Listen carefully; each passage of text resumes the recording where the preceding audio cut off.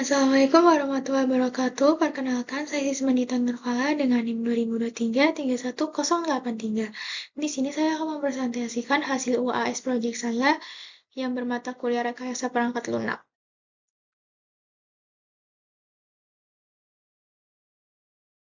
Di sini saya membuat sebuah website manajemen perpustakaan.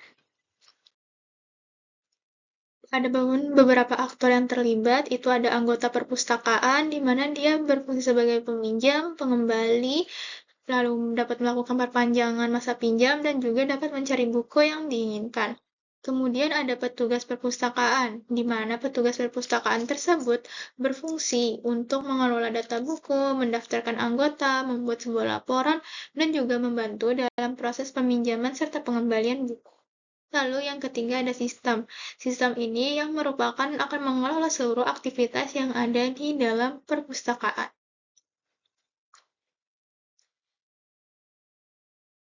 Kemudian di sini ada terdapat diagram DFD dari sistem perpustakaannya. Kemudian di sini ada kamus data yang berisikan deskripsinya serta tipe datanya. Di sini ada nomor anggota dan nomor petugas yang menggunakan tipe data integer, lalu ada nama pelanggan yang bertipe data chart, nomor buku yang bertipe data integer, lalu ada judul buku yang bertipe data chart, lalu juga ada ISBN yang bertipe data integer, lalu ada pengarang buku yang bertipe chart, lalu ada tanggal peminjaman serta tanggal pengembalian yang bertipe data date time, dan juga ada status ketersediaan yang bertipe data chart. Kemudian di sini ada use case. Apa sih itu use case? Use case itu digunakan untuk menggambarkan interaksi antara aktor, baik pengguna ataupun sistem eksternal, dan sistem yang dikembangkan, serta fungsi-fungsi utamanya yang disediakan oleh sistem untuk memenuhi kebutuhan pengguna ataupun aktor. Di sini terdapat use case dari website manajemen perpustakaan, di mana ada 3 gambar orang, yaitu ada anggota perpustakaan, ada sistem perpustakaan, dan juga petugas perpustakaan, di mana masing-masing telah memiliki tugasnya masing-masing, di mana anggota itu dapat meminjam buku, mencari buku, dan juga melakukan login. Lalu yang kedua ada petugas perpustakaannya, dia dapat melakukan pendaftaran buku, habis itu melakukan pendaftaran anggota, pembaruan anggota, kemudian di sistem dia dapat merekam data para anggota. Lalu kemudian di sini ada kelas diagram. Kelas diagram ini sesuai dari kamus data sebelumnya, di mana di dalam kelas diagram ini memiliki beberapa relationship yang telah ditandai di dalam diagram tersebut, di mana anggota ke peminjam itu one to many, dan peminjam ke buku itu relasinya one to one. Jadi simbol yang one titik-titik bintang itu adalah menandakan one to many, lalu yang one titik-titik satu titik satu itu menjelaskan tentang relasi one to one.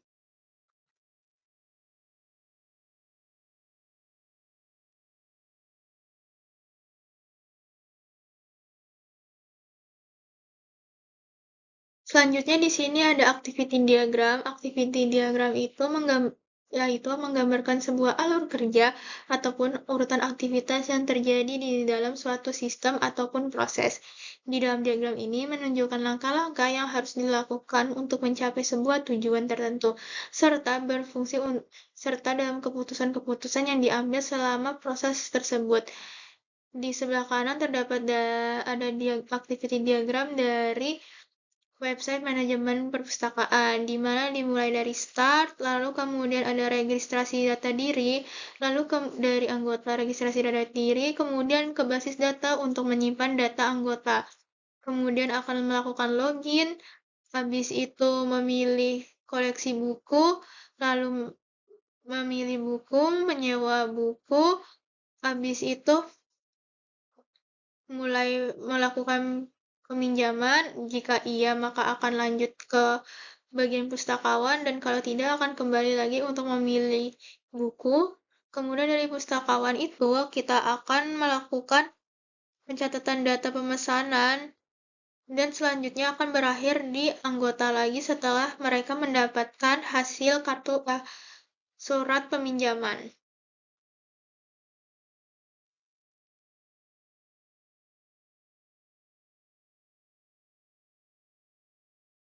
Selanjutnya ada sequence diagram. Sequence diagram yaitu sebuah diagram yang digunakan untuk menggambarkan alur komunikasi ataupun interaksi antara objek dalam suatu sistem berdasarkan urutan waktu.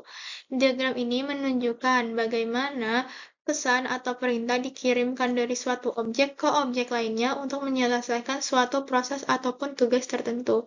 Di sebelah kiri terdapat sequence diagram dari website manajemen perpustakaan di mana petugas lalu akan menginput data peminjam dan juga data buku, lalu di form, lalu akan masuk ke database yang dimana dari form itu akan menyampaikan data tersebut. Kemudian dari database akan menyimpan, lalu kemudian berakhir akan data peminjamannya akan berhasil disimpan. Kemudian yang selanjutnya ada rencana pengujian. Di sini rencana pengujiannya ada 4, yaitu ada pengujian keamanan, pengujian performa, pengujian fungsi, dan juga pengujian usability. Di mana pengujian keamanan itu metodenya itu berfungsi untuk menguji tingkat keamanan pada suatu sistem untuk melindungi para data penggunanya. Lalu kemudian untuk pengujian performa itu berfungsi untuk menguji kinerja dalam memastikan stabilitas dan kecepatan dalam melakukan pencarian buku ataupun melakukan login. Lalu yang ketiga ada pengujian fungsi yang dimana berfungsi untuk memastikan bahwa setiap fungsi ataupun fitur yang ada di website tersebut dapat berjalan sesuai dengan yang diinginkan. Lalu ada pengujian usability di mana pengujian ini berfungsi untuk memastikan bahwa interface ataupun antarmukanya pengguna dapat memahami web tersebut dengan mudah dan mudah dimengerti oleh beberapa pengguna atau orang yang terlibat dalam menggunakan website tersebut. Kemudian ada rencana pemeliharaan.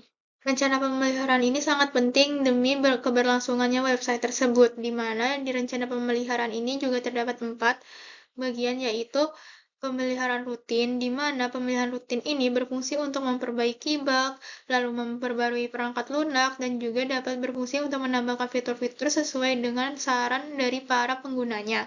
Kemudian dapat melakukan evaluasi secara berkala, di mana pada bagian ini untuk selalu memantau dan melakukan pengecekan pada sistem apakah masih memenuhi kebutuhan para penggunanya ataupun tidak. Lalu kemudian ada menyediakan pusat dukungan, di mana bagian ini sangat penting apabila pengguna sedang menggunakan website dan terjadi suatu kendala, maka mereka akan dapat dibantu dengan pusat bantuan atau dukungan pengguna. Kemudian selanjutnya ada memberikan pelatihan kepada para teknisi. Demi pemeliharaannya lancar, kita perlu memberikan sebuah dukungan dalam bentuk pelatihan kepada para teknisi agar mereka dapat lebih memahami bagaimana cara menyelesaikan apabila terjadi suatu kejadian yang tidak diinginkan atau terjadinya suatu kendala. Mungkin sekian yang dapat